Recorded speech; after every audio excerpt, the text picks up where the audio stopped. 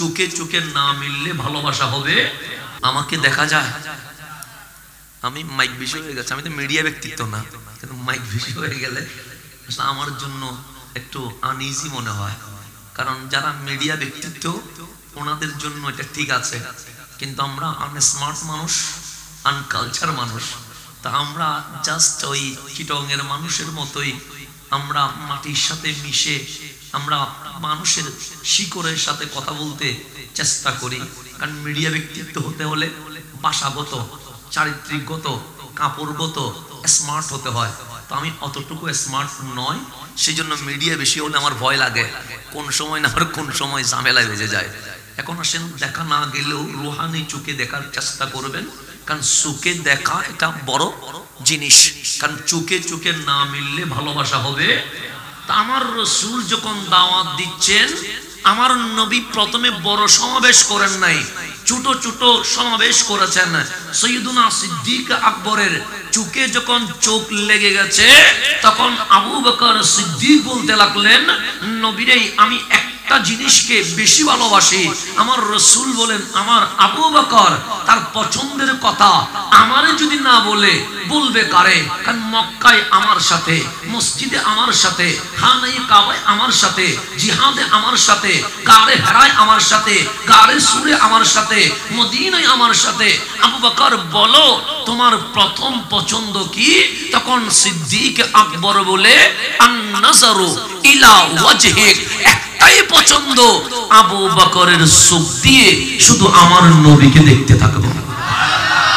এটা কয় নাম্বারের পছন্দ?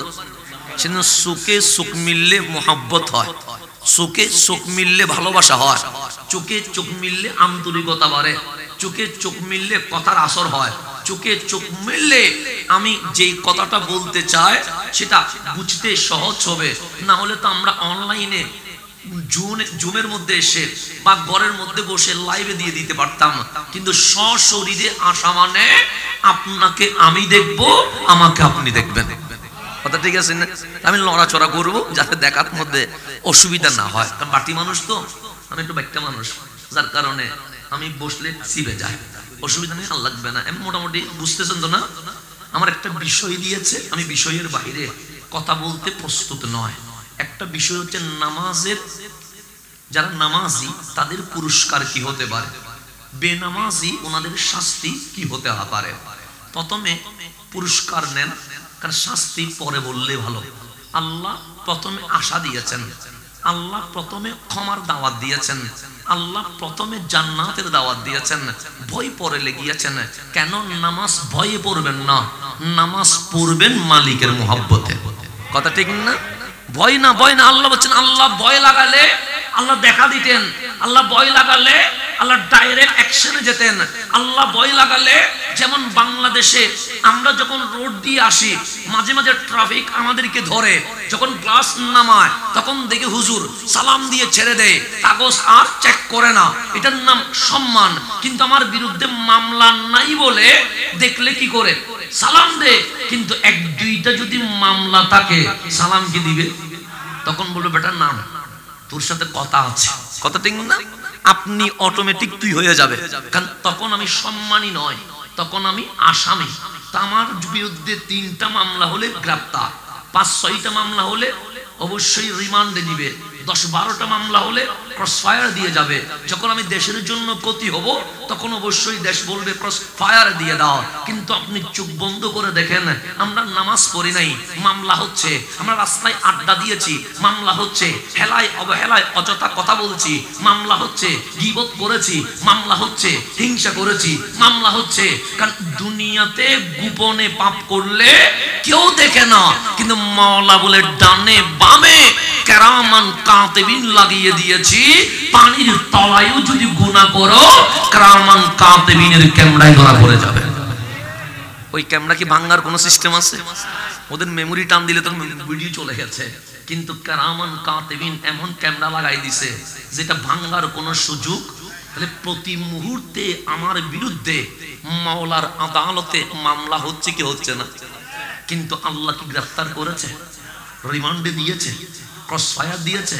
রিজিক বন্ধ করেছে, কিন্তু মালিক আপনার ভয় দেখায় নাই। আল্লাহ বলে বান্দা তোর বিরুদ্ধে মামলা হয়েছে, তুই কি জানিস? আমরা বললাম হ্যাঁ মালিক জানি। কে করেছে জানিস? আমরা বলি জানি। আমার ডানে বামে ক্রামান কাতেবিন, সে বাংলাদেশে মামলা হলে গ্রেফতার হয়। আমরা বলি সেটাও তো জানি। 4-5টা মামলা হলে রিমান্ডে নেয়। আমরা বলি সেটা তো জানি। 12-13টা মামলা হলে ক্রসফায়ার দেয়। আমরা বলি জানি। আল্লাহ বলে তোর বিরুদ্ধে 100 মামলা হয়েছে, আমি গ্রেফতার করেছি। আমরা বলি না। রিমান্ডে দিয়েছি? আমরা বলি না। ক্রসফায়ার দিয়েছি? আমরা বলি না। আল্লাহ বলে গ্রেফতারও করব না, রিমান্ডেও দিব না, ক্রসফায়ারও দিব না। মাওলা বড় ইন্তজারে আছি, বান্দা তুই মাফ চাইতে দেরি, মামলাগুলো আমি খালাসি করে দেব।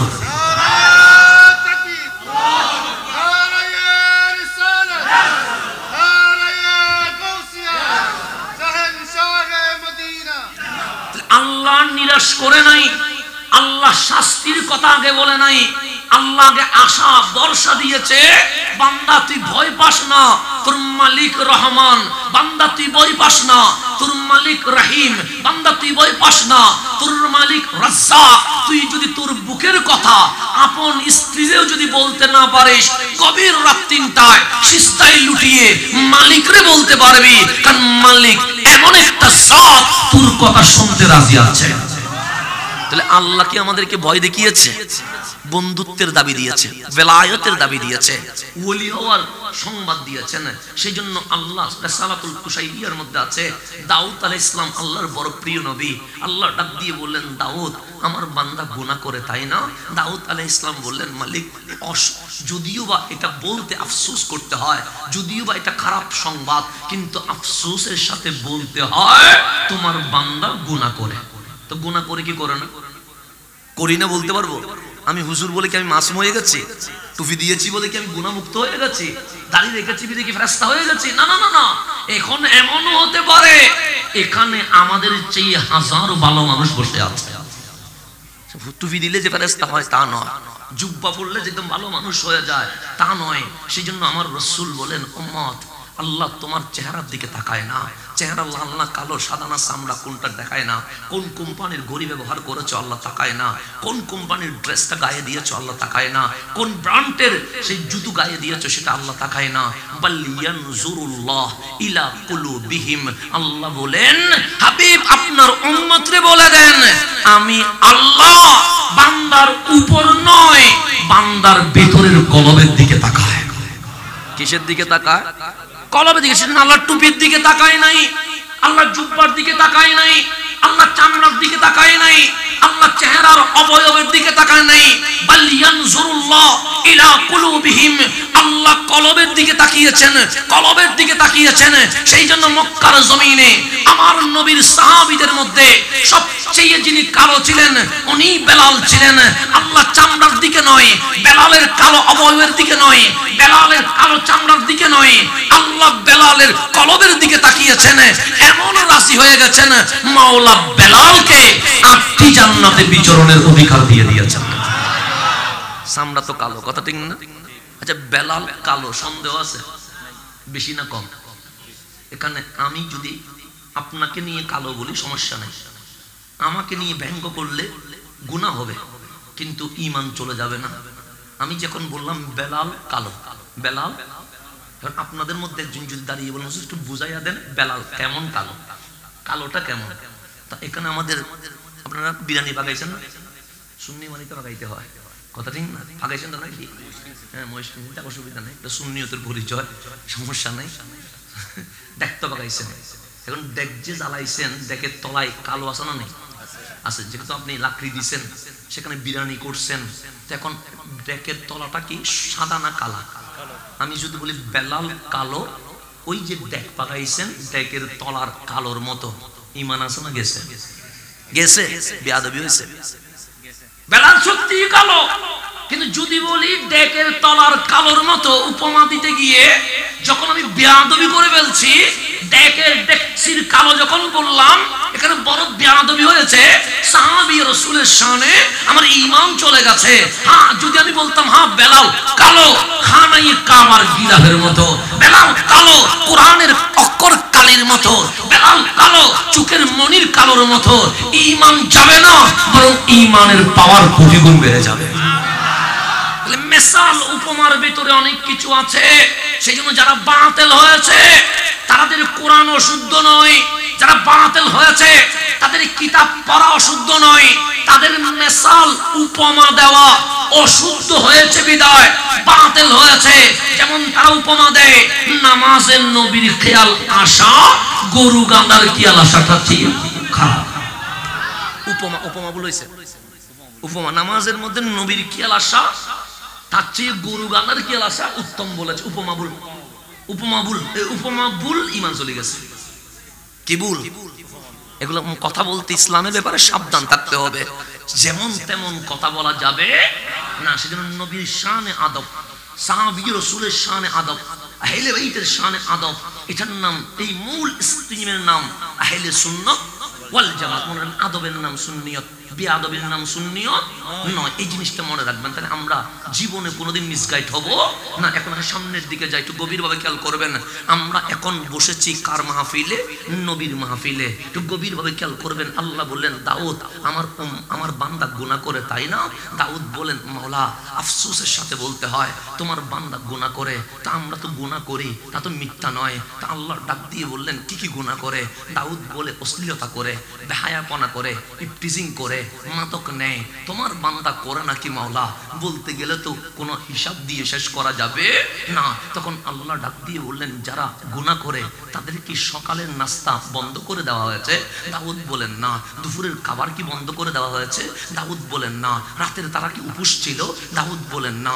আল্লাহ বলে কেন না বললা? এই কারণে তুমি তো রিজিক বন্ধ করে দাও নাই। তখন আল্লাহ ডাক দিয়ে বললেন দাউদ বান্দারে আমি কতটুকু ভালোবাসি জানো? সে দিনের বেলায় গুনাহ করে, আমি সকালের নাস্তার ব্যবস্থা করি। সে দুপুরে গুনাহ করে, আমি দুপুরের খাবার রেডি করে দেই। সে রাত্রে গুনাহ করে, আমি বলি না কি ঘুমালে ঘুম আসবে না, তার খাবারগুলো রেডি করে।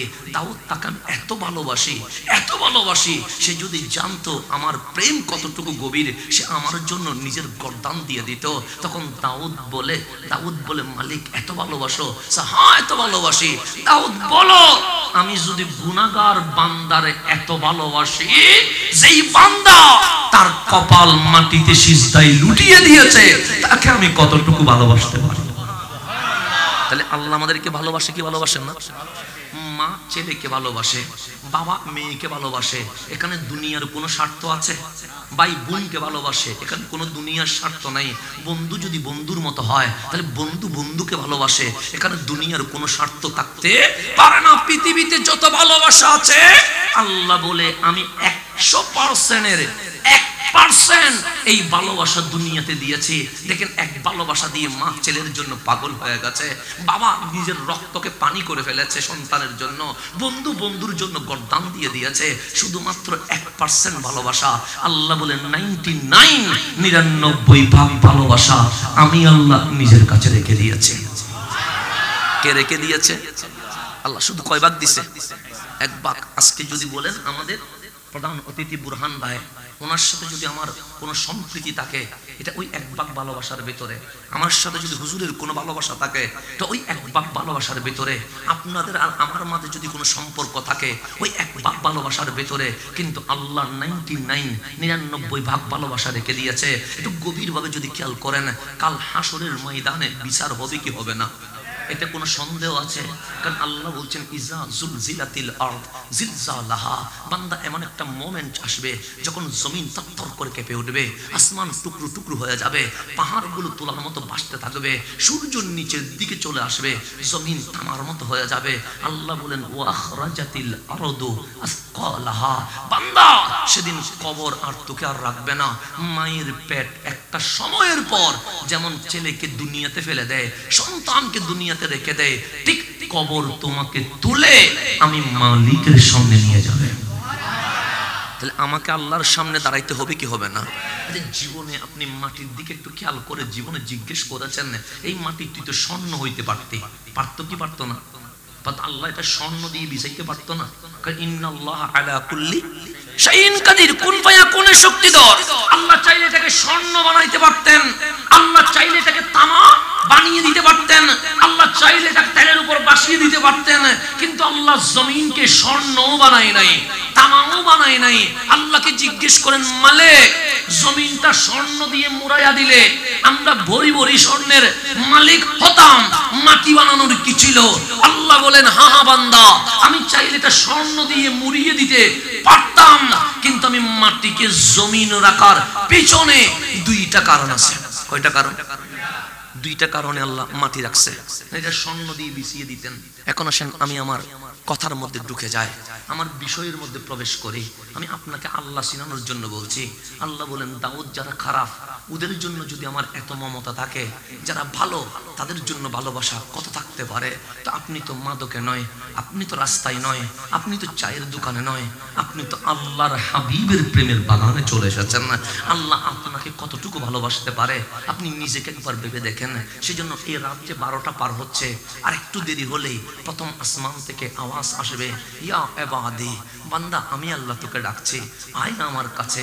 তুই গুনাহ ক্ষমা চাইতে দেরি, আমি মাফ করতে দেরি করব না। শুধু মাফ করব তা নয়, তোর রিজিক লাগলে আমি রিজিক দেব, তোর শেফা লাগলে আমি শেফা দেব, তোর যা লাগে আমি মাওলা আনলিমিটেড প্যাকেজ দিছি।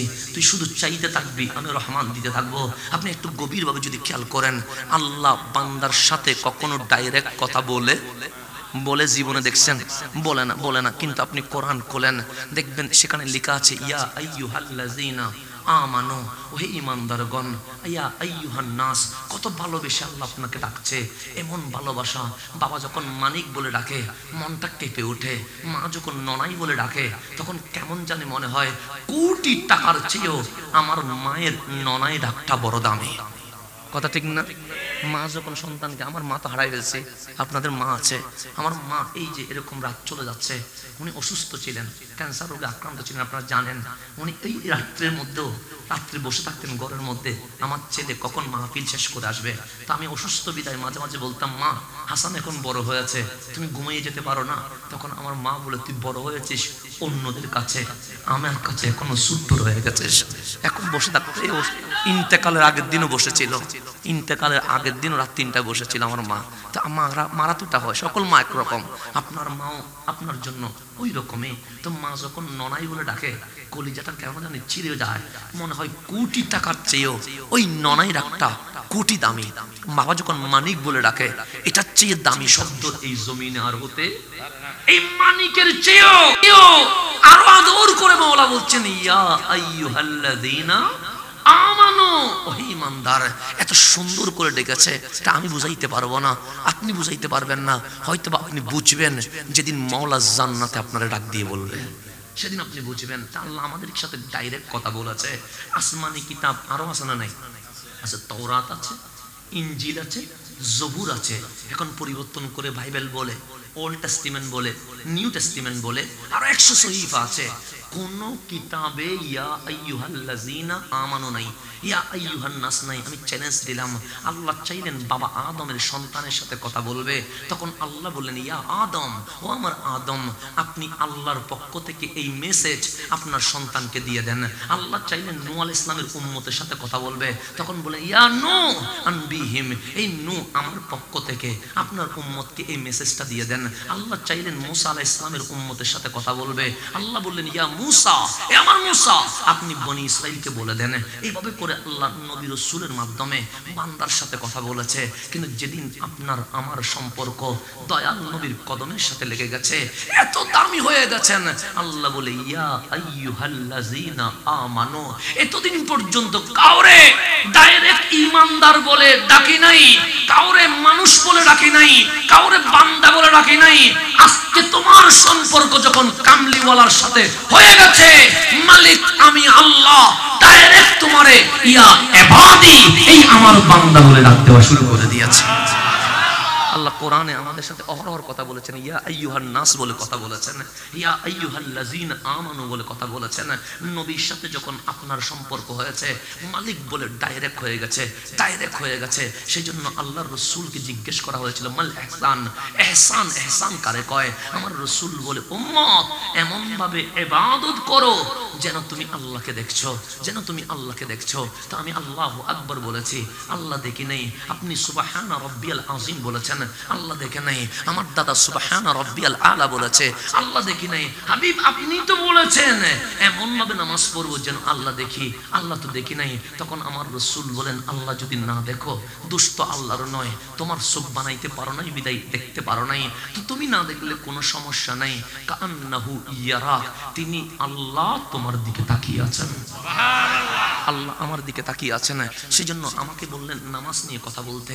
মাওলা আলী কাররামাল্লাহু ওয়াজহাহু, নিশ্চয়ই নাম শুনেছেন, কথা ঠিক না? দামি না অদামি? দামি তো, বড় দামি। মাওলা আলী বললেন আমি বন্ধুত্ব করব। তা আমরা তো বন্ধুত্ব করি, কখনো আপনার সাথে করি, কখনো ওনার সাথে করি, কখনো অমুক তমুকের সাথে করি।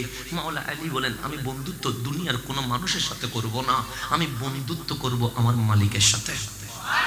কার সাথে বন্ধুত্ব করব? তো এখন আমি যদি ওর সাথে বন্ধুত্ব করি, শুধু আমি কল করলে হবে না, ওকেও কল করা লাগবে? নিশ্চয় ওকেও তো কল করা লাগবে। আমি শুধু মেসেজ করলে হবে না, ওকেও মেসেজ করতে হবে। তো দুইজনের একটা আগ্রহ থাকতে হবে, এই পার থেকেও যোগাযোগ রাখতে হবে, ওই পার থেকেও যোগাযোগ রাখতে, তাহলে মোহাব্বত হয়। এক পক্ষে কখনো মোহাব্বত। তো মাওলা আলী বললেন আমার মন চায় আমি দুনিয়ার কারো সাথে নয়, আল্লাহর সাথে প্রেম করব, ভালোবাসবো, বন্ধুত্ব করব। তো কেমনে করব? কেন আলীকেও আল্লাহকে মেসেজ করতে হবে, আল্লাহকেও আলীর সাথে যোগাযোগ মেইনটেইন করতে হবে। তো আলীর মন চায় আলী মালিকের সাথে কথা বলবে, আলী বন্ধুর সাথে কথা বলবে, তখন আলী নামাজে দাঁড়িয়ে যায়। তো নামাজে দাঁড়ানো মানে বান্দা কার সাথে কথা বলে? নামাজটা একটু চিনেন তাহলে বুঝে যাবেন। মুসা আলাইহিস সালাম দামি না অদামি? বেশি না কম? আল্লাহ পুরা বিশ্বময় সৃষ্টি করলেন। ইন্নাল্লাহা খালাকাল খালকা, আল্লাহ পুরা আলামিন সৃষ্টি করলেন। এখানে আসমান আছে, জমিন আছে, গ্যালাক্সি আছে, তারকারাজি আছে, সমুদ্র আছে, উপরে নিচে অনেক মাখলুকাত আছে। কিছু দেখেছি, কিছু আমরা দেখি নাই। আল্লাহ সকল মাখলুকাতের দিকে নজর দিলেন।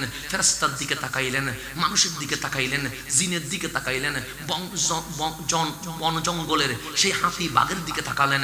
সমস্ত সৃষ্টির মাঝে তাকায়া আমার মাওলা বলে মানুষ বেশি সুন্দর, আমি আল্লাহ মানুষকে আশরাফুল মাখলুকাত বানিয়ে দিয়েছি।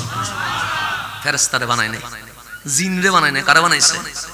মানুষ। কারণ মানুষ আল্লাহর কাছে সুন্দর লেগেছে, সেজন্য আল্লাহ কোরআনে বলছেন লাকাদ খালাকানাল ইনসানা ফি আহসানি তাকওয়িম, মানুষ বড় সুন্দর, মানুষ বড় সুন্দর। তা আল্লাহর কাছে সুন্দর লাগছে আপনারে আমারে, সেজন্য আমরা বাঙালি হোক বা অন্য জাতি হোক, মানুষদের ব্যাঙ্গায়া বলি ও কালো, ও মোটা, ও চিকন, এগুলো বলা যাবে না। কারণ আল্লাহ বলে বান্দা তোর চোখ একটা নাই, আমরা বললাম নাই। হাত একটা নাই, সে নাই। পা একটা নাই, সে নাই। বিশ্রী লাগছে, বলছে হ্যাঁ। আল্লাহ বলে বিশ্রী বলবি না, ওই এক চোখ, এক হাত, এক পা ছাড়া তুই বান্দারে আমি মালিকের কাছে বড় সুন্দর লেগে গেছে। তাহলে মানুষ বড় সুন্দর, সেজন্য মানুষকে কি বানাইছে? আশরাফুল মাখলুকাত বানাইছে। আল্লাহ বলে সৃষ্টির মাঝে সবার সেরা। সেই জন্যই তো আমাদেরকে কোরআন দিয়েছে, কারণ আমরা সেরা। আমরা যদি সেরা না হইতাম কোরআন আল্লাহ অন্য কাউরে দিয়ে দিতেন। কথা ঠিক না? আল্লাহ মানুষের মধ্যে তাকালেন, মানুষের মধ্যে তাকায়া বললেন ওয়া ইজ আখাযাল্লাহু মিসাকান নাবিয়িন, মানুষের মাঝে আমি আল্লাহর কাছে সবচেয়ে সেরা নবী ও রাসূল, ওনাদেরকে পজিশনে এক নম্বরে নিয়ে গেছেন। আল্লাহ নবী রাসূলের দিকে তাকাইলেন, আল্লাহ বলেন তিলকার রুসুলু ফাদ্দালনা, সবচেয়ে এক নম্বরে রাসূলগণ চলে গেছে। 313 জন রাসূল নবীদের চেয়ে সেরা হয়ে গেছে। আল্লাহ 313 জন রাসূলের দিকে তাকাইলেন, আল্লাহর কাছে 4 জন সেরা হয়ে গেলেন।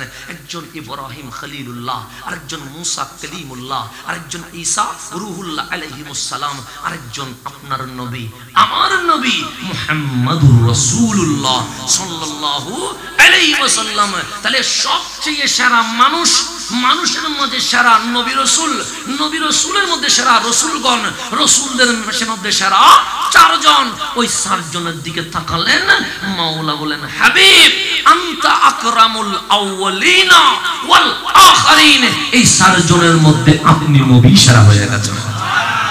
সেজন্য মাখলুকাত জগতে আমার নবীর মতো আর কেউ নাই, আমার নবীর কোনো মিসাল নাই। নবীদের মতো নবী বলতে পারবেন, রাসূলদের মতো রাসূল বলতে পারবেন, নবীকে নবীর মতো বলতে পারবেন না, রাসূলের মতো বলতে পারবেন না।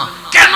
সে মুসা আলাইহিস সালাম, ইব্রাহিম আলাইহিস সালাম, ঈসা আলাইহিস সালাম, ওনাদের ক্ষমতা যেখানে শেষ, কামলিওয়ালার ক্ষমতা সেখানে শুরু।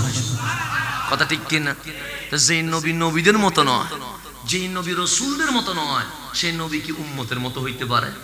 আল্লাহ যেন আমাদেরকে বুঝার তৌফিক দান করে। আমি কারো বিরুদ্ধে বলছি না, বুঝার জন্য বলছি। আল্লাহ যেন আমাদেরকে হেদায়েত নসিব করে। এখন আসলে সামনের দিকে চলে যায়। আল্লাহ মুসা আলাইহিস ইসলামকে 4 জন দামি করেছেন, তার মধ্যে অন্তর্ভুক্ত করলেন। আল্লাহ ডাক দিয়ে বললেন, জিবরিল, আমি নবী রাসূলের সাথে কথা বলি, তবে তোমাকে মাধ্যম রাখি, তুমি ছাড়া আমি কারো সাথে কথা বলি। কারণ জিবরিল রাসূলুল্লাহ, উনি আল্লাহর পক্ষ থেকে রাসূল। কাদের জন্য? নবী রাসূলদের জন্য। তো ওনাকে আল্লাহ পাঠান, ওনার মাধ্যমে বিওসিলা, ওনার মাধ্যমে আল্লাহ নবী রাসূলের সাথে কথা বলেন। কিন্তু কালিম এত পাগল হয়ে গেছে, মুসা আলাইহিস সালাম মাওলার এত দেওয়ানা হয়ে গেছে। আল্লাহ ডাক দিয়ে বললেন, জিবরিল, আমার মুসার কাছে যাও, তোমার মাধ্যমে আর কথা বলবো না। মিন ওয়ারাইল হিজাব, আমি আল্লাহ পর্দার ভেতরে গোপন হইয়া জিবরিল রে বাদ দিয়া আমার কালিমের সাথে ডাইরেক্ট কথা বলবো। এই নিয়ামত পৃথিবীতে আর কেউ পেয়েছে? জীবনে কখনো পাবে? শুধুমাত্র এটা কালিমের জন্য স্পেশাল। বলে জিবরিল সরে যাও, এখন কথা বলছেন কোথায়? মিন ওয়ারাইল হিজাব, পর্দার অন্তরালে। এখন আল্লাহ ডাক দিয়ে বললেন, মুসা, তোমার জন্য স্পেশাল অফার, তুমি যা ইচ্ছা বলতে পারবা, তোমাকে নিয়ে কথা বলতে পারবা, তোমার ভাই হারুনকে নিয়ে কথা বলতে পারবা, বনি ইসরাইল নিয়ে কথা বলতে পারবা, অতীত বর্তমান ভবিষ্যৎ নিয়ে কথা বলতে পারবা। শুধু তাই নয়, তোমার হাতে যে লাঠিটা আছে ওই লাঠি নিয়েও কথা বলতে পারবা। আমি আল্লাহর কোনো আপত্তি নেই, কোনো অবজেকশন নেই, কোনো শর্ত নাই, বিনা শর্তে কথা বলবা। এখন কালিম কথা বলতে লাগলেন। যত কথা পারে তত ভালো লাগে, কারণ কথা বলছেন কে? আল্লাহ। সেজন্য তো কথার প্রেমে এত মধুর হয়ে গেছেন। কালিম বললেন, মালিক, কথা যদি এত সুন্দর হয়, না জানি তুমি কত সুন্দর, এটা দেখা দিলে কি হয়? আল্লাহ বলে, সব মানবো, কিন্তু দেখার কথা বলিও না। বারবার কালিম বলে, দেখা দাও না। আল্লাহ বলে, সইতে পারবা না। কালিম বলে, দেখা দাও না। আল্লাহ বলে, সুখ দুটো হয় নাই মালিককে দেখার। বারবার বলে, দেখা দাও না। আল্লাহ বলে, লান তারানি, মুসা এই কথা আর বলবো না, তোমার জন্য আমি সব রাখবো, কিন্তু দেখা দিতে। কারণ কেন? ঈমানদার কারে কয়? আল্লাযীনা ইউমিনুনা বিল গায়ব, যারা না দেখে ঈমান আনে তাদেরকে মুমিন বলে। কালিম দেখা দিব না, দেখা তো মিলবে জান্নাতে। হাবিব জীবনে চাই নাই। আল্লাহ ডাক দিয়ে বললেন, সুবহানাল্লাযী আসরা। হাবিব আসেন না, সে কোথায় আসবো? দেখবেন না আমারে? কালিম রে যে লান তারানি বলেছেন, সবার জন্য না ছিল, হাবিবের জন্য কি ফতোয়া চলে? হাবিবের জন্য তো মুহাব্বত চলে। আমার হাবিবকে আমি মাওলার দেখা দিতে রাজি হয়ে গেছি।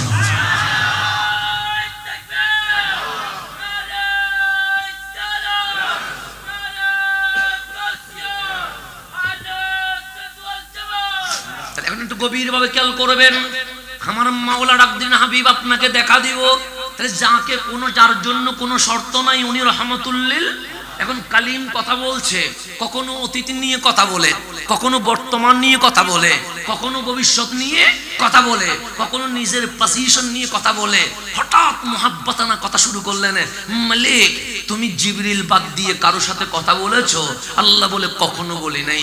মালিক, এভাবে পর্দার অন্তরালে গোপন হয়ে কখনো কথা বলেছো? আল্লাহ বলে, ও আমার মুসা, মিন ওয়ারাইল হিজাব, 70,000 পর্দার ভেতরে আমি আল্লাহ গোপন হইয়া শুধুমাত্র একজনের সাথে কথা বলেছি, উনি মুসা আলাইহিস সালাম। হঠাৎ খুশিতে আত্মহারা হইয়া কালিম বলছেন, আগেও আমার আল্লাহ কারোর সাথে ডাইরেক্ট কথা বলে নাই, মুসা ছাড়া ভবিষ্যতেও আমার আল্লাহ আর কারোর সাথে ডাইরেক্ট কথা বলবে না। আল্লাহ বললে, মুসা ভুল হয়ে গেছে। সে কি ভুল হয়েছে মালিক? সে আগে কারোর সাথে কথা বলি নাই, কথা ঠিক, কিন্তু পরে বলবো না, এই কথা ঠিক নয়। এখন কালিম বলে, মালিক, আমাকে ছাড়া আরো কারোর সাথে কথা বলবা? আল্লাহ বলে, হ্যাঁ। আজকে আমি মাহফিল করব, বক্তার নাম আল্লাহ, শ্রোতার নাম মুসা কালিমুল্লাহ। আল্লাহ বলে, বিষয় কি জানো? সে বিষয় হাবিবুল্লাহ নয়, বিষয় আমার হাবিব নয়, বিষয় হচ্ছে আমার হাবিবের উম্মতের ফজিলত। বিষয় কারা? আমরা আমাদেরকে নিয়ে মাহফিল করছে কে? আজকে আপনি নবীর মাহফিল নিয়ে মাহফিল করছেন, আল্লাহ মাহফিল করছে আমাদেরকে নিয়ে। আল্লাহ আজকের মাহফিলের বক্তা আল্লাহ, শুনবে মুসা কালিমুল্লাহ। বিষয় হচ্ছে আসমাতে উম্মতে মুহাম্মাদিয়া, আমার হাবিবের উম্মতের আসমাত। মাহফিল করতেছেন কে? এখন মুসা কালিম বলছেন মালিক বলেন। আল্লাহ বলে তোমার সাথে আমি কথা বলছি, ঠিক? বলছে হ্যাঁ। মাঝখানে জিবরিল আছে? নাই। পর্দা আছে? আছে। কয় হাজার হবে? 70,000। আমি সেটা কি বলেছি? মিন ওয়ারাইল হিজাব। শুনে রেখো, তোমার সাথে কথা বলার মাঝখানে পর্দা রেখেছি। আমার হাবিবের উম্মত, তাদের জন্য আমি 5 ওয়াক্ত নামাজ বাজেট করে রেখেছি। ওরা দোকান ছেড়ে দিবে, ব্যবসা ছেড়ে দিবে, পরিবার ছেড়ে দিবে, সকল খেয়াল বাসনা ছেড়ে দিয়ে মসজিদে আসবে শুধু মালিক রাজি করার জন্য। ইমামের পিছনে বলবে আল্লাহু আকবার। তাদের কোনো উদ্দেশ্য নাই, না দুনিয়া আছে না কিছু আছে, তারা জান্নাত চায় না, তারা একমাত্র মালিককে রাজি করতে চায়। মুসা শোনো, আমার হাবিবের উম্মত যখন নামাজ শুরু করবে, তোমার মাঝে আমার মাঝে 70,000 পর্দা আছে, কিন্তু আমার নবীর উম্মত নামাজ যখন শুরু হবে তখন জিবরিলও থাকবে না, পর্দাও থাকবে না। আমি আল্লাহ ডাইরেক্ট আমার নবীর উম্মতের সাথে কথা বলা শুরু করে দেব। এটার নাম নামাজ। এটার নাম কি? সেজন্য সালাতু মিরাজুল মুমিনিন। মুমিনের মেরাজ হচ্ছে নামাজ। আল্লাহ এখানে মাঝখানে পর্দা রাখবে না, এটার নাম নামাজ। সেজন্য আলী বলছেন রাদিয়াল্লাহু তাআলা আনহু, আমার ইচ্ছে করছে আল্লাহর সাথে কথা বলবো, আমি আস্তে করে নামাজ শুরু করে দিই। নামাজ মানে আলী কার সাথে কথা বলছে? আল্লাহর সাথে। বান্দা মাবুদের সাথে কথা বলছে, নামাজ একতরফা হয়ে গেছে। বান্দা আল্লাহর সাথে কথা বলছে, কিন্তু আল্লাহ কথা বলবে না। তো আলী বলছে মাঝে মাঝে মন চায় আল্লাহও একাক না, আল্লাহও বন্ধুত্বের একটু প্রেম কাহিনীটা বলুক না, আল্লাহ একটা আমার সাথে কথা বলুক। আলীর মন চায় আল্লাহ কথা বলবে, তখন আলী আর দেরি করে না, নামাজ শেষ করে আল কোরআন পড়া শুরু করে দে। কোরআন পড়া মানে আল্লাহ বান্দার সাথে ডাইরেক্ট কথা বলা শুরু করে দিয়েছে। এর চেয়ে বড় কিছু আর আছে নাই। এখন আসেন সামনের দিকে যায়। আমার কথা বুঝতে কোনো সমস্যা হচ্ছে? তাহলে নামাজ হচ্ছে মেরাজুল মুমিনিন। এখন নামাজ কি এটা বোঝার জন্য আগে আপনাকে কিছু জিনিস বুঝতে হবে। না বুঝলে আপনি হাসানকে চিনতে হলে হাসানের বাবাকে চিনতে হবে। কথা ঠিক না? বাবা ছাড়া কি ছেলের কোনো পরিচয় আছে? নাই। সেজন্য আপনি যাকে চিনেন না তার থেকে ইসলাম নিবেন না। কেন? কারণ ইসলাম নিতে গেলে ভুল করে ফেলবেন। তিরমিজি শরীফের হাদিসে আছে আল্লাহর নবী বলছেন যাকে চিনো না তার থেকে ইসলাম নিও না। কেন? দাড়ি আছে, টুপি আছে, জুব্বা আছে, কিন্তু এগুলো মুসলমানের পরিচয় বহন করে না। অনেকে ভেতরে ভেতরে ইহুদি খ্রিস্টানের এজেন্ট মসজিদের মিম্বরে বাস্তবায়ন করে। আজকে যে ফিলিস্তিন বলছি, মসজিদে আকসার জন্য দোয়া করছি না? করছি। কিন্তু বাংলাদেশে অনেকে লাল রুমাল পরে ফিলিস্তিনের বিপক্ষে গিয়ে ইসরায়েলের দালালি করছে। এরকম আছে না? নাই? আছে বাংলাদেশে। দূরে যাইতে হবে না, বাংলাদেশে আছে। লাল রুমাল পরে তারা ফতোয়াবাজি করছে ফিলিস্তিন ভুল করেছে, ফিলিস্তিনের উচিত নয় ইসরায়েলের বিরুদ্ধে যুদ্ধ করা। এরকম ফতোয়াবাজিতে আছে না? নাই? আরেকজন তো অলরেডি বলেই ফেলেছে অধিকাংশ নবী রাসূল নাকি ইহুদি ছিল। প্রেমটা কেমন দেখছেন? ইহুদিদের প্রতি প্রেম ভালোবাসা কেমন দেখছেন? মুসলমান ছিল, বেরোচ্ছে না। কি ছিল? সেই জন্য ফারুক আজমের পরে এই মসজিদে আকসা দখল করেছেন মুসলমানদের অন্যতম রেনেসা, যাকে মুসলিম বিশ্ব স্যালুট দিয়ে সম্মান করে। ওনার নাম সালাউদ্দিন আইয়ুবী। কথা ঠিক না? রহমতুল্লাহি আলাইহি। এখন এই লাল রুমালওয়ালা ওরা সালাউদ্দিন আইয়ুবীর বিরুদ্ধে কথা বলে। সালাউদ্দিন আইয়ুবী উনি এমন একটা জাত যিনি মিশরের আল আজহারকে আহলে সুন্নাত ওয়াল জামাতের উপর রূপ দিয়েছেন। আজকে 1000 বছর আল আজহার আহলে সুন্নাত ওয়াল জামাতের আকীদার উপর। এটা অবদান কার জানেন? এটা অবদান সালাউদ্দিন আইয়ুবী। এটার অবদান কার? সালাউদ্দিন মর্দে মুজাহিদ ছিলেন, যিনি মিশর যখন দখল করলেন দেখলেন আল আজহার এটা ফাতিমীয় তথা শিয়াদের, তখন আল আজহার বন্ধ করে দিলেন। মসজিদে মসজিদে সুন্নি খতিব দিয়ে দিলেন। আহলে সুন্নাত ওয়াল জামাতের চর্চা যখন হয়ে গেল তখন আল আজহারের দরজা খুলে দিয়ে বলছেন আজকে থেকে আল আজহার আকীদায়ে আহলে সুন্নাত ওয়াল জামাতের উপর প্রতিষ্ঠিত হয়ে গেছে। সেই সালাউদ্দিন আইয়ুবীর জামানা থেকে আজকে পর্যন্ত আল আজহার আহলে সুন্নাত ওয়াল জামাতের আল আজহারের যিনি গ্র্যান্ড ইমাম, যাকে ইমামে আকবর বলা হয়, ওনার নাম উস্তাদ ডক্টর আহমদ আত-তাইয়িব। উনি আওলাদে রাসূল, মানে আল আজহারের প্রধান, উনি আওলাদে রাসূল। আমরা কত ভাগ্যবান যে আমিও পাইছি আওলাদে রাসূলের, আল আজহারও পাইছি আওলাদে রাসূলের। ভাগ্যবান আমরা, ভাগ্যবান। আমাদের তাকদীর খুশওয়ালা। আমি যখন জামিয়াতে ছিলাম সেটাও আওলাদে রাসূলের বাগান ছিল, যখন আল আজহারে ছিলাম ওটাও আওলাদে রাসূলের বাগান ছিল। আলহামদুলিল্লাহ, এটা আমার নিয়ামত, খুশকিসমত। রব্বুল আলামিন এই নিয়ামত হয়তোবা সবাইকে দেয় নাই, আল্লাহ আমাকে দিয়েছেন আলহামদুলিল্লাহ। আমার আল আজহারের যে ফ্যাকাল্টি ছিল, এটা রোড, আমার ক্লাস ছিল এইদিকে আল আজহারের, আর এই রুটে ইমামে আলী মাকাম সৈয়দুশ শুহাদা ইমাম হুসাইনের সেরে পাকের মাজার মোবারক। তা আমি যতবার পরীক্ষা দিতে গিয়েছি, আমি ইমামে আলী মাকামের সেরে পাকের জিয়ারত করে এরপর পরীক্ষা দিয়েছি। আমার নসিব হয়েছে আলহামদুলিল্লাহ। হুসাইনি যেমন ইমামে আলী মাকামের সেরে পাককে পেয়ে গেছে মিশরের মধ্যে। এইদিকে ওনার মাজার, এদিকে আমাদের আল আজহারের ফ্যাকাল্টি। বড় একটা আশিকানা পরিবেশে ছিলাম। রব্বুল আলামিন এখানে ওখানে গিয়েও যদি মানুষ বাঁচেন থাকে, তার চেয়ে বদকিসমত আর কি হতে পারে? ওখানে গিয়েও যদি কি থাকে, ওখানে যাওয়ার পরেও যদি আল আজহারের মেসেজ যদি না মানে, আল আজহারের আকীদা যদি না মানে, এর চেয়ে বদকিসমত এই দুনিয়াতে আর হইতে পারে? তাই এখন আর কি বলবেন? কিছু বলার নাই। আল্লাহ তাবারক ওয়া তাআলা আমাদেরকে হেদায়েত দান করুন। সত্য জানার পর সত্য গোপন করা উচিত নয়। আপনি মিশরে কি দেখছেন এটা বলা উচিত, আপনি মিশরে কি পড়ছেন এটা বলা উচিত। এখানে আল আজহারের প্রফেসর এখন বর্তমানে বাংলাদেশে আসা শুরু হয়েছে কি হয় নাই? হয়েছে। যেমন জামিয়াতে আসছে, শোদাই কারবালার মাহফিলে আসছে, এখন আস্তে আস্তে। তো সুতরাং আসেন, ওনাদের সাথে নিয়ে আমরা বসি, বিশ্ববাসীকে জানিয়ে দেই আল আজহার মূলত কোন আকীদা পোষণ করে। কথা ঠিক না? জাতিকে জানানো উচিত। আল্লাহ তাবারক ওয়া তাআলা বুঝার তৌফিক দান করুক। এখন সে সামনের দিকে আমি যেখানে ছিলাম সেখানে চলে যায়। সালাউদ্দিন উনি যখন মসজিদে আকসা দখল করলেন, মসজিদে সবাই খুশি, কারণ মসজিদ আকসা দখল করা এটা কি সহজ বিষয়? এখন বর্তমান পরিস্থিতি বুঝেন, তখন মসজিদ আকসা দখল, ফিলিস্তিনের বিজয়, সবাই হাসতেছেন, সবাই তাকবীর দিচ্ছেন। কিন্তু সালাউদ্দিন আইয়ুবী মসজিদ আকসার দেওয়ালে পিঠ লাগিয়ে বাচ্চার মতো কান্না শুরু করে দিয়েছেন। উনি কাঁদতেছেন। তো ফিলিস্তিনের মানুষ বলছেন, আপনি আমাদের রাহবার হইয়া, ইমাম হইয়া, সেনাপতি হইয়া, রাষ্ট্রপ্রধান হয়ে দায়িত্ব নিয়ে আপনি আমাদেরকে মসজিদে আকসা স্বাধীন করে দিলেন, ফিলিস্তিন স্বাধীন করে দিলেন, আমরা হাসছি, আপনি কাঁদছেন কেন? তখন সালাউদ্দিন আইয়ুবী একটা কথা বলেছেন, স্বাধীনতা অর্জনের চেয়ে স্বাধীনতা রক্ষা করা বড় কঠিন। স্বাধীনতা রক্ষা করা কেন? আমি বলতে সুখ দিয়ে দেখতেছি এই মসজিদে আকসা বেশি দিন টিকানো যাবে কেন? যখন মসজিদ আকসা দখল করছে, তখন সালাউদ্দিন আইয়ুবী ইহুদি সিআইডি, ইহুদিদের মধ্যে যারা সেনা অভিজ্ঞ তাদেরকে গ্রেফতার করেছেন, গ্রেফতার করে রিমান্ডে দিয়েছে। রিমান্ডে দেওয়ার পর জিজ্ঞেস করেছে, তোদের ভবিষ্যৎ পরিকল্পনা কি? তখন সিআইডিরা স্বীকার করে নিয়েছে, আমরা 3 ভাবে মুসলমানদেরকে ধ্বংস করব। কয়ভাবে? 1 নাম্বার, নারীদেরকে উলঙ্গ করব। নারীদেরকে কি করব? এখন নারী কি উলঙ্গ না পর্দা? উলঙ্গ। চতুর্দিকে যান, আরব আমিরাতের মতো দেশেও, আপনি মিশরের মতো দেশেও দেখবেন হিন্দি নায়িকাদের উলঙ্গ সিনেমাতে ভরপুর হয়ে গেছে। সৌদি আরবের যারা শাইখ ওদেরকে উলঙ্গ নারী দিয়ে বসিয়ে রাখছে। 1 নাম্বার, আমরা নারী উলঙ্গ করব। কেন?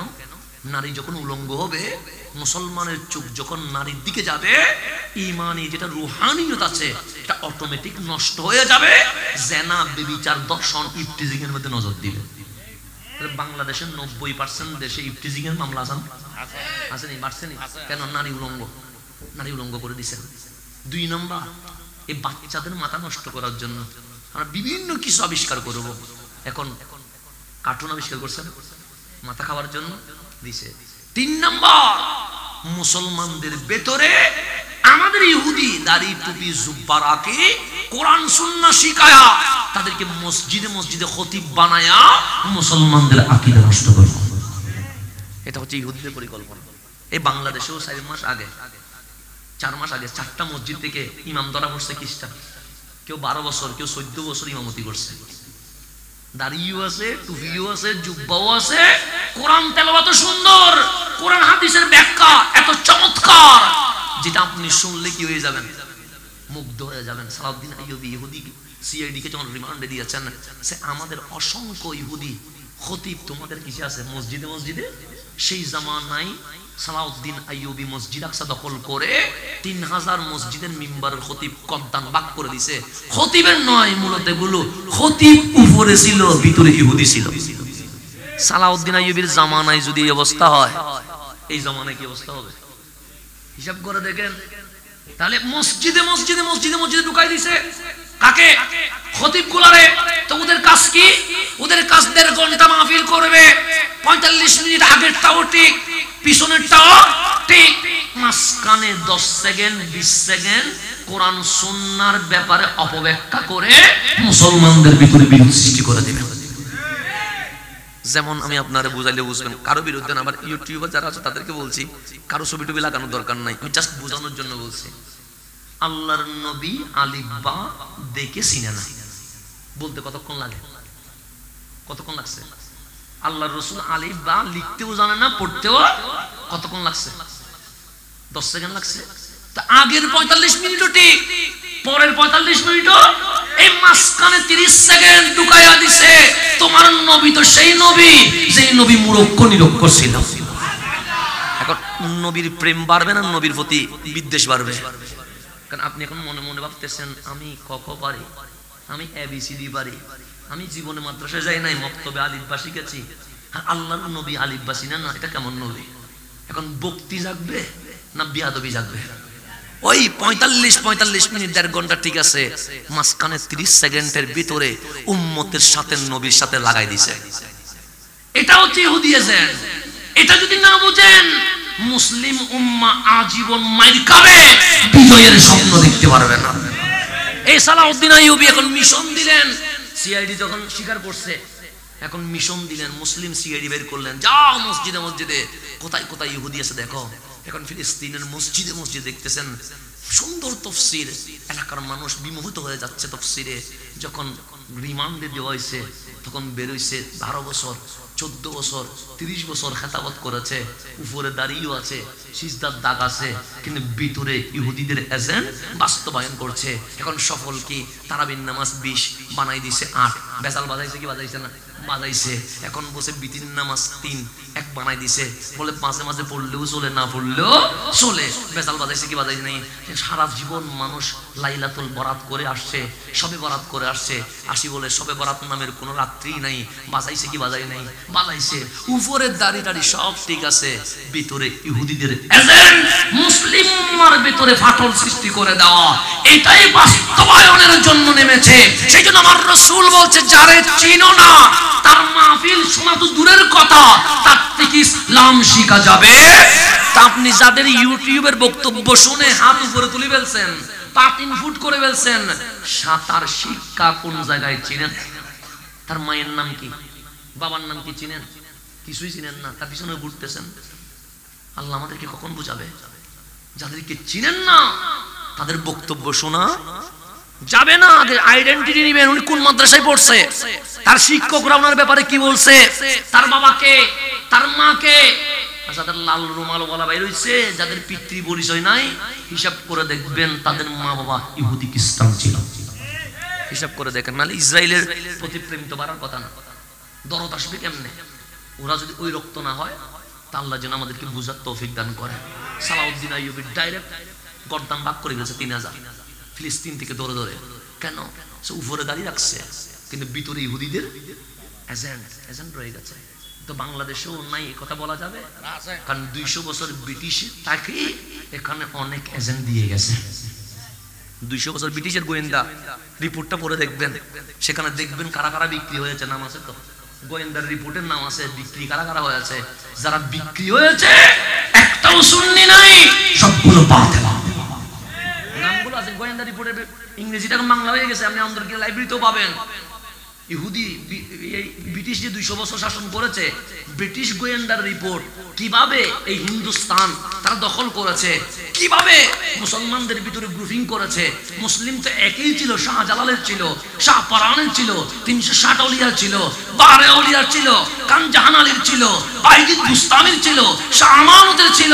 এই ঐক্য মুসলিমকে ডিভাইড করেছে কেমনে, এটা ব্রিটিশ গোয়েন্দা লিখে দিয়েছে।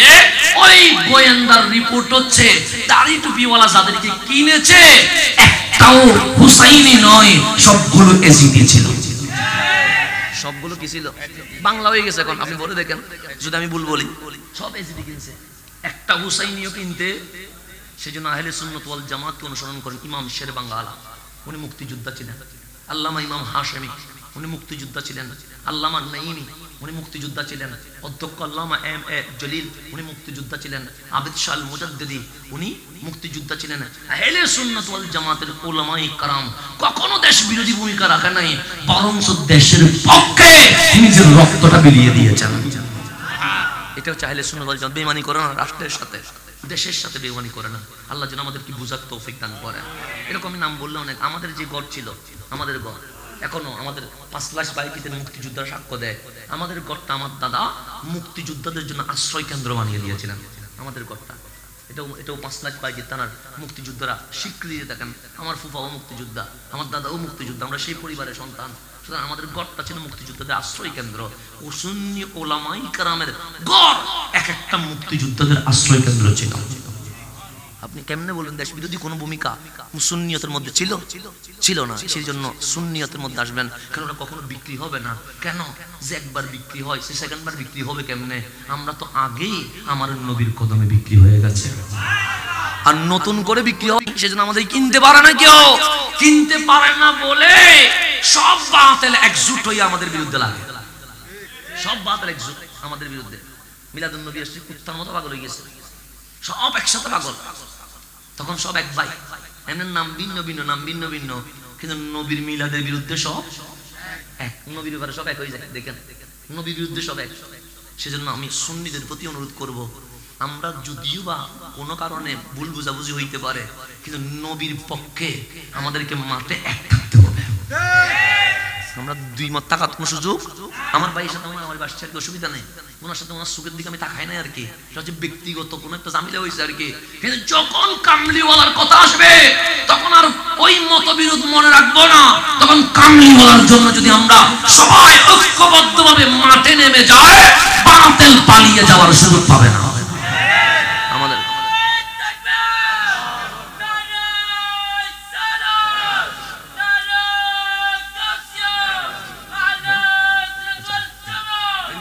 সামনের দিকে যাই, একটু গভীরভাবে খেয়াল করবেন।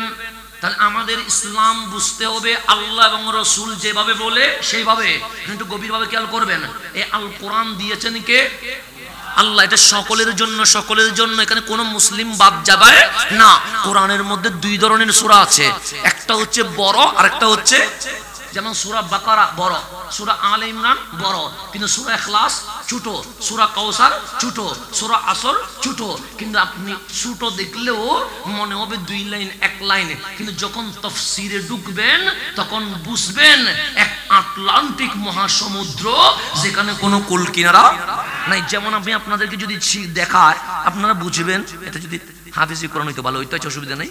আপনাকে যদি আমি দেখাই তাহলে আপনি বুঝবেন। যেমন সূরাতুল আসর, সূরাতুল আসর, যেমন এই দেখেন সূরাতুল আসর, এই একা কয় লাইন? 2 লাইন, 2 লাইন শুধু দেখতে কয় লাইন?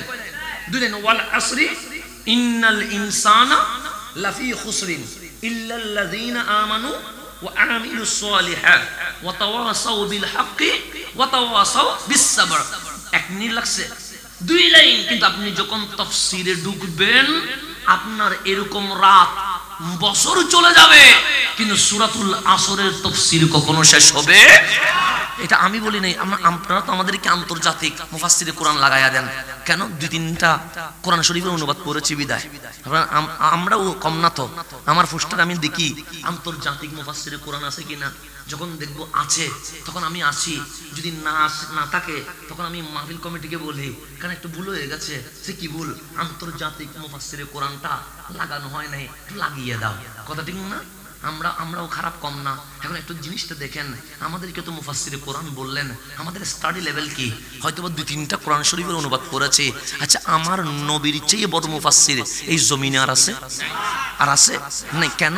আপনি এটা বুঝি আপনার নবী মাকতাবে যায় নাই, আপনার নবী প্রাইমারিতে যায় নাই, আপনার নবী স্কুলে যায় নাই, আপনার নবী কলেজে যায় নাই, আপনার নবী কোনো ইউনিভার্সিটিতে যায় নাই, আপনার নবী আলিম ফাজিল কামিল এগুলো একটাও করে নাই, আপনার নবী কোনো দৌড়া করে নাই, আপনার নবীর কোনো থিসিস নাই, আপনার নবীর কোনো এমপিল নাই, আপনার নবীর কোনো পিএইচডি নাই। সেই জন্য বাতিল বলছে নবী যেহেতু মাকতাবে যায় নাই, মুরক্কর নিরক্ষর, তো আল্লাহ বলছে হাবিব মাকতাবে যাবেন না, প্রাইমারিতে যাবেন না, স্কুল কলেজ ইউনিভার্সিটিতে যাবেন না, কোনো মাদ্রাসায় যাবেন না। কেন? আর রহমান রহমান আল্লামাল কোরআন। কারণ যাবেন কেন? আপনি দুনিয়াতে আসার আগে আমি আল্লাহ আমার বিশ্ববিদ্যালয়ে আপনি নবীকে ছাত্র বানিয়ে কোরআন শিখিয়ে দিয়েছেন।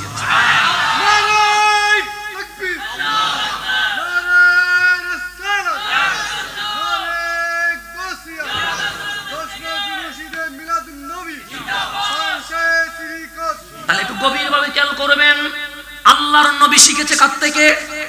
আল্লাহ থেকে শিখেছেন। আমার নবী এসে বললেন বুইস্তু মুআল্লিমান, আমি ছাত্র নই যে স্কুলে যাব, আমি তো ডাইরেক্ট শিক্ষক হয়ে মা আমেনার গর্ভে চলে এসেছে। শিক্ষক কি আবার আলিফ বা পড়বে? এখন আপনি যদি বলেন হুজুর আমাদের আরবি টিচারটা আরবি পড়তে পারে না, এ জীবন আরবি শিক্ষক হবে কি বলে? আমি কিছু বুঝি না। আল্লাহ বললে আমি শিখিয়েছি, নবী বলে ছাত্র নয় ডাইরেক্ট শিক্ষক হয়ে জমিনে এসে গেছি। তো নবী জানে না এমন কোন বিষয় আছে? আল্লাহ বলে সব ডিগ্রি হয়ে গেছে, অর্থনীতি, সমাজনীতি, পররাষ্ট্রনীতি, যত ডিগ্রি থাকতে পারে, অনার্স মাস্টার্স সব হয়ে গেছে, আর্টস কমার্স যা আছে, সায়েন্স সব হয়ে গেছে। কেন? আল্লামাকা মা লাম তাকুন তা'লাম, পৃথিবীতে যত বিষয় ছিল, আছে, থাকবে, সকল অজানা বিষয় আমি আল্লাহ আপনি নবীকে জানিয়ে দিয়েছি। তো নবী সব জানে কি জানে না? এখন নবী যাদেরকে পড়িয়েছেন তারা কি হালকা? অনেক দামি। ওনার মুফাসসিরে কোরআন সাহাবায়ে কেরামের চেয়ে বড় মুফাসসির এই জমিনে আর হতে, কারণ কেন ডাইরেক্ট নবী থেকে শিখেছে, কথা ঠিক না? আর সাহাবীদের মধ্যে যিনারা সবচেয়ে দামি, সিদ্দিক আকবর, ফারুক আজম, উসমান যুন্নুরাইন, মাওলা আলী রাদিয়াল্লাহু তাআলা আনহুম, ওনারা শিখেছেন কার থেকে? রাসূল থেকে। একবার নয় বারবার শিখেছেন। আর এই ফারুক আজম যার কথা পানিয়ে শোনে, যার কথা জমিন শোনে, মাটিয়ে শোনে, উনি ইন্তেকালের আগ মুহূর্তে মসজিদে নববীতে খুতবা দিয়ে বলছেন, এই সাহাবী রাসূল, এই তাবিঈন, তোমরা ভালো করে শোনো, আমি ওমরকে কখনো মুফাসসিরে কোরআন বলিও না, আর আমরা বলি আন্তর্জাতিক মুফাসসিরে কোরআন লিখো। আর ওমর বলছে আমাকে তোমরা মুফাসসিরে কোরআন বলিও না। সে কেন? আমার মনে হচ্ছে আমি এখনো সূরা বাকারার তাফসীর শেষ করতে পারি নাই। ফারুক আজম বলছে আমি না। আর আমরা কি হয়ে গেছে, আস্তাগফিরুল্লাহিল আযীম, আমাদের অহংকার কোথায় নিবে? আমাদের নামের মধ্যে টাইটেল না বসলে আমরা কি রাগ করে ফেলি? আমার নামটা আগে বড় করে না দিলে আমি কি রাগ করে ফেলি? আমার নামের আগে স্কলার না লিখলে, আইডল না লিখলে আমি কি রাগ করে ফেলি? আশ্চর্য হয়ে যায় মাঝে মাঝে যখন নবীর সাহাবীদের সে বিনয়ের দিকে তাকায়। ফারুক আজম বলছে আমি এখনো সূরা বাকারার তাফসীর শেষ করতে। তো যেখানে হযরতে ফারুক আজম বলছে, যিনি নবী থেকে তাফসীর শিখেছেন, উনি যদি বলতে পারে বাকারার তাফসীর শেষ করি নাই, আর আমি অনলাইন থেকে গুগল থেকে সামান্য একটা বাংলা কেনাকে করছে তার কোরআন শরীফটা পড়ে নিজেকে এমন মুফতি বানাই ফেলছি, খতিবের বুলদরি। এরকম আছে না? আছে। বাংলা অনুবাদ করে কিসের বুলদরি? খতিবের নামাজ হচ্ছে না, খতিবের ভুল করে ফেলছে। এখানে বাংলা কান্না কে করছে আল্লাহ জানে, লেখককে কোনো ঠিকানা নেই, যারা কেউ চিনেও না, যাকে কোনো বিশ্বে কোনো গ্র্যান্টেড নয়, এর নাম কেউ আসতে বাংলা বুখারী কতগুলো ফ্রিতে পড়ে খতিবের ভুল ধরে। এখন ফারুক আজম বলছে আমি এখনো সূরা বাকারার কি হসে নাই তাফসীর শেষ করে। কত বিনয় ছিলেন! যিনি রাসূল থেকে শিখেছে উনি যদি তাফসীর শেষ না করে তাফসীর শেষ করবে কে? কথা ঠিক না? আল্লাহ যেন আমাদেরকে বুঝার তৌফিক দান করে। তো কোরআন একটা সমুদ্র, এই সমুদ্রটা বোঝানো সম্ভব নয়। সেজন্য অনুবাদ পড়ে কখনো ফতোয়া দিবেন না। অনুবাদ পড়বেন জানার জন্য, কিন্তু ফতোয়ার জন্য অনুবাদ পড়িয়েন না।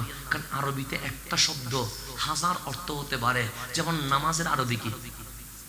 সালাত। নামাজ আরবি, কিন্তু শুধু সালাত মানে নামাজ তা নয়। আমার এই অল্প বয়সে, আমার তো অল্প বিদ্যা, বেশি পড়ালেখা নাই, আমি নামাজের সলাতের ৮২টা অর্থ পাইছি। সলাত মানে নামাজ, সলাত মানে দুরূদ, সলাত মানে ইস্তেগফার, সলাত মানে দোয়া, এরকম ৮২টা অর্থ আছে। আপনি কোনটা কোন জায়গায় বসবে এটা কি জানেন? জানেন না। সেজন্য কোরআন শরীফ বাংলা অনুবাদ পড়লে অনেক সময় হেদায়েতের চেয়ে গুমরাহ হওয়ার সম্ভাবনা বেশি। কি হওয়ার বেশি? যেমন আমি ফতোয়া দিলে আপনি বুঝে যাবেন। যেমন একটা আয়াত আছে ইয়াদুল্লাহি ফাওকা আইদিহিম, আল্লাহ বলছেন হাবিব আপনি যে হুদাইবিয়াতে বায়াত নিয়েছেন, আপনার হাত উপরে, সাহাবীদের হাত নিচে। শুনছেন, সেখানে আপনার হাত নয়, ইয়াদুল্লাহি ফাওকা আইদিহিম, আমি আল্লাহর হাত সবার হাতের উপর রেখে দিয়েছি। ইয়াদ মানে হাত, ইয়াদুল্লাহ মানে আল্লাহর হাত। যদি বলেন আল্লাহর হাত আছে, ঈমান চলে গেছে। কি আছে? হাত আছে, ঈমান। কেন? আপনি যখন হাত মানছেন, হাত রাখার জন্য বুক লাগবে না? বুক ছাড়া কি হাত থাকবে? এখন হাত রাখার জন্য বুক মানছেন, বুক রাখার জন্য ফ্যাট লাগবে না? পেট রাখার জন্য পা লাগবে না? মানতে গেছেন হাত। আপনার চোখের মধ্যে একটা আকৃতি আসছে, হিন্দুরা যেরকম মূর্তির আল্লাহ মনে করে, আপনি মানুষের মতো একটা মানুষ বানায়া বলছেন এটা মনে হয় আল্লাহ। তাহলে হিন্দুর সাথে আপনার কোনো পার্থক্য আছে? আপনি আল্লাহ হাত আছে, মাথা আছে, এখন আপনি অর্থ করছেন, ঈমান চলে যাবে। এখন আপনি কি করবেন? এই যে একটা ইয়াদ শব্দের অনেক অর্থ আছে। এখন আমি যদি বলি আমার সম্মানিত মুরব্বী, এই মাহফিলে ওনার হাত আছে, এই মাহফিলে ওনার হাত আছে, তার মানে কি হাত ঢুকা দিছে নাকি মাহফিলে? না, হাত মানে কি এখানে ওনার সাপোর্ট আছে। তো আল্লাহ বললেন এই বায়াতে আমার হাত আছে, মানে হাবিব আপনি একলা নয়, এই বায়াতে আমি আল্লাহর সাপোর্ট আছে। এটা আপনি অর্থ জানেন না, আপনি বলেন আল্লাহ হাত দিছে, তা আল্লাহ হাত মানতে গেছেন, হিন্দুদের মতো মূর্তি বানাই ফেলছেন, আল্লাহর মেসাল বানাই ফেলছেন। আর আল্লাহ লাইসা কামিসলিহি শাই, আল্লাহর কোনো উপমা নাই। যেন বুখারী অনুবাদ পড়লেও ঈমান দেওয়ার সম্ভাবনা আছে। আমি আপনাকে অনুবাদটা বললে আপনি বুঝবেন। আমরা নামাজ কোন দিকে পড়ি? পশ্চিমটা হাত দিয়ে দেখাই দেন, এদিকে। আমরা এদিকে নামাজ পড়ি, কথা ঠিক না? এদিকে নামাজ পড়ি, এদিকে নামাজ পড়লে ঈমান থাকবে কেন? কিবলা চেঞ্জ করে ফেলছেন। কারণ বুখারী পড়েন, বুখারীতে আছে আল্লাহর রাসূল মসজিদে আকসার দিকে নামাজ পড়েছে। কোন দিকে? তা আকসা তো এদিকে নয়, আকসা তো এদিকে। এখন হাদিস অনুবাদ করে যদি নামাজ এদিকে পড়া শুরু করেন, বুখারীতে আছে, ঈমান আছে না গেছে? সেই জন্য আলাইকুম বিহাদিসি নয়, আলাইকুম বিসুন্নতি ওয়া সুন্নাতি খুলাফায়ে রাশিদিন। আমার নবী বলে উম্মত তুমি আহলে হাদিস হইও না, তুমি আহলে সুন্নাত হয়ে যাবে। এটা রাসূল বলেছে, আমি বলি না। আলাইকুম বিসুন্নতি, তুমি আহলে সুন্নাত, তুমি আহলে হাদিস হইও না। কেন? হাদিসের অনুবাদ করে আপনি নামাজ এদিকে পড়া শুরু করে দিবেন। নামাজ পড়তে হবে কোন দিকে? তো শুধু অনুবাদ মানুষকে হেদায়েত দেয় না। সেজন্য উলামায়ে কেরাম লাগে, সেজন্য মাযহাব লাগে, সেজন্য আউলিয়ায়ে কেরাম লাগে। কারণ যারা বুঝে তাদের থেকে বুঝতে হয়। সেজন্য ডাক্তারের কাজ যদি আমি করি, রোগী মরে যাবে। ইঞ্জিনিয়ারের কাজ যদি ডাক্তার করে, বিল্ডিং পড়ে যাবে। আলেমের কাজ আলেমকে করতে দিতে হবে, কথা ঠিক না? এখন আপনিও যদি ফতোয়াবাজি করেন, ওই অপারেশনের মতো হয়ে যাবে, তখন সবাই মারি ফেলবেন, রোগী সব মরে যাবে। তা আল্লাহ যেন আমাদেরকে বুঝার তৌফিক দান করে। তো সেই জন্য অনুবাদ পড়লে শুধু হেদায়েত মিলে, অনুবাদ পড়বেন জানার জন্য, ফতোয়া দেওয়ার জন্য নয়। কিসের জন্য নয়? আমি আবার আপনাকে, আপনি মনে করি না যে আমি নিষেধ করছি। না, নিষেধ করবো কেন? ইসলাম সবার জন্য মুক্ত। পড়বেন অবশ্যই, ফতোয়াবাজি করার জন্য নয়, নিজে জানার জন্য। নিজে না বুঝলে ওলামায়ে কেরামের কাছে আসবেন, হুজুর আয়াতটা বুঝি নাই বুঝাই দেন, হাদিসটা বুঝি নাই বুঝাই দেন। এটার নাম ইসলাম। ইসলাম যদি সহজে বোঝা যাইতো, আমার নবী কোরআনটা দিয়ে সাহাবায়ে কেরামকে বলতেন, ধরো কোরআন পড়ে বুঝে নাও। আমার নবী বুঝানোর কোনো দরকার ছিল না। রাসূল চলে গেলেন, সাহাবায়ে কেরাম তাবিনকে বলতে পারতেন 30 পারা কোরআন দিলাম, বুঝি নাও। এইভাবে বুঝাই নাই, দরসে বসাইয়া বক্ক থেকে বক্ক এলম দিয়ে ইসলাম বুঝাইছেন। তাবিনরা, সাহাবায়ে কেরাম চলে গেলেন, তাবিনরা বোঝানো শুরু করছে। তবে তাবিনকে বলে নাই কোরআনের ট্রান্সলেট আছে পড়ে নাও, না, বসাইয়া পড়াইছেন। এইভাবে বক্ক টু বক্ক এরকম করে ইসলাম আজকে পর্যন্ত চলে এসেছে।